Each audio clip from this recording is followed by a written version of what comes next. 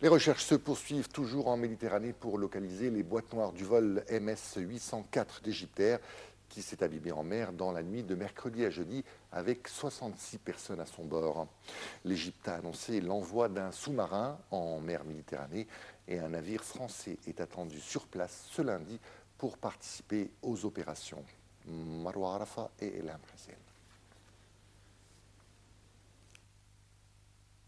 Le crash toujours inexpliqué du vol Paris-Le Caire d'Égyptair. Les recherches se poursuivent en Méditerranée pour localiser les enregistreurs de vol qui aideront peut-être à trancher entre l'accident et l'attentat. L'Égypte a annoncé hier l'envoi d'un sous-marin en Méditerranée et un navire français est attendu sur place aujourd'hui pour participer aux opérations. Le président Abdel Fattah el-Sisi est intervenu pour rappeler qu'à ce stade, toutes les hypothèses sont possibles et qu'aucune n'est privilégiée. Le ministère égyptien du pétrole a également envoyé un sous-marin capable de descendre à 3000 mètres pour localiser les enregistreurs, a indiqué le président al-Sisi. Le ministre égyptien de l'aviation civile avait évoqué la thèse de l'attentat le jour de la catastrophe. Le vol MS 804 s'est abîmé en mer Méditerranée dans la nuit de mercredi à jeudi avec 66 personnes à bord, dont 30 Égyptiens et 15 Français, après avoir soudainement disparu des écrans radars. Les autres passagers étaient 2 Irakiens, 2 Canadiens et des ressortissants d'Algérie, de Belgique, de Grande-Bretagne, du Tchad, du Portugal, d'Arabie Saoudite et du Soudan. L'équipage comptait 7 personnes et 3 agents de sécurité étaient à bord. Les navires et avions des armées égyptiennes et françaises ont scruté hier pour le 3e jour la mer entre la Crète et la côte nord de l'Égypte, cherchant à localiser la carlingue de l'Airbus A320 et ses 2 enregistreurs de vol, les boîtes noires. Un avion de surveillance maritime français a détecté hier pas mal d'objets flottants, probablement liés à l'avion, a indiqué une porte-parole de la marine française. L'armée égyptienne avait repêché vendredi de premiers débris de l'appareil, un membre humain et des effets personnels des passagers et a publié samedi quelques photos. Un responsable du ministère de l'Aviation civile a toutefois affirmé qu'aucun corps n'avait été repêché, mais les boîtes noires n'ont pas encore été repérées. Le ping des balises des 2 enregistreurs n'émettra que 4 à 5 semaines dans l'eau avant épuisement des batteries.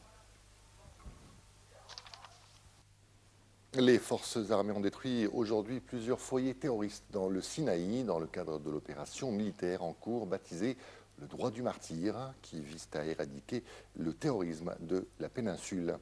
Selon des sources militaires, l'armée a mené ces opérations dans le centre du Sinaï et dans la région de Gabal el-Halel, tuant 13 terroristes lors d'échanges de tirs. L'armée a aussi saisi 30 engins explosifs et 50 mines anti-chars. Rencontre historique au Vatican entre le pape et le grand imam d'Al-Azhar. Le pape François et le grand imam d'Al-Azhar, Ahmed Tayyib, se sont vus à la mi-journée au Vatican pour une rencontre historique et très cordiale après 10 ans de relations tendues entre les 2 institutions religieuses. C'est la première fois qu'une telle rencontre se déroule au Vatican. Le 4 février 2000, Jean-Paul II avait rendu visite au grand imam d'Al-Azhar, le cheikh Mohammed Saïd Tantaoui au Caire. Le message à retenir de cette rencontre entre les 2 hommes qui se sont donné l'accolade, c'est notre rencontre, a affirmé le pape François au grand imam d'Al-Azhar. L'audience privée entre le pape François et le représentant de la plus prestigieuse institution de l'islam sunnite a duré une trentaine de minutes environ. Les 2 hommes ont salué la signification importante de cette nouvelle rencontre dans le cadre du dialogue entre l'Église catholique et l'islam. Ils sont convenus d'organiser une conférence internationale sur la paix. Selon le Vatican, ils se sont entretenus de la paix dans le monde, du refus de la violence et du terrorisme, de la situation des civils chrétiens dans le contexte des conflits et des tensions au Moyen-Orient, ainsi que de leur protection. Il faut dire que cette rencontre entre les 2 hommes marque une nouvelle étape dans la réconciliation après 10 ans de relations tendues entre les 2 institutions, en raison de propos controversés de Benoît XVI, semblant lier islam et violence. Les liens se sont réchauffés petit à petit après l'arrivée du pape François, qui multiplie les messages de tolérance. La